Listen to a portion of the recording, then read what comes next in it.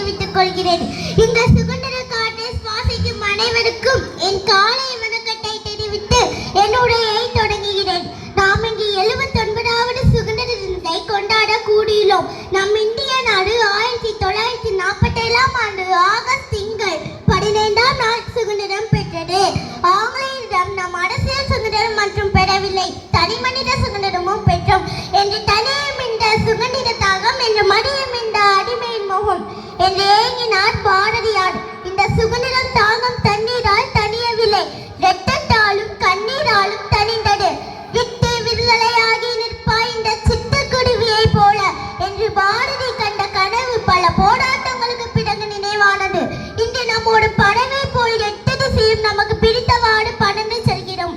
பற்பல சாதனைகளை படைப்போம், நம் கனவுகளை நினைவாக்குவோம். நம் இந்திய நாட்டின் மண்ணையும் பண்பாட்டையும் காப்பாற்ற வெள்ளையனை வெளியேறச் சொன்னார்கள்.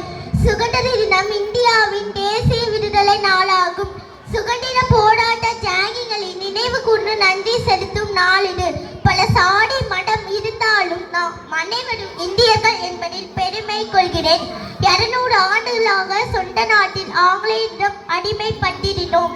அடிமை வாழ்வை மிக்க மகாத்மா காந்தி, நேரு, சுபாஷ் சந்திர போஸ், பகத்சிங், பாரதியார், வேலு நாச்சியார் போன்றவர்களின் அறப்போராட்டத்தினால் சுதந்திரமும் பெற்றோம். நம் சுதந்திரம் பெற்றதை பற்றி வைரமுத்து அவர்களின் பாடலில் அழகாக கூறியுள்ளார்.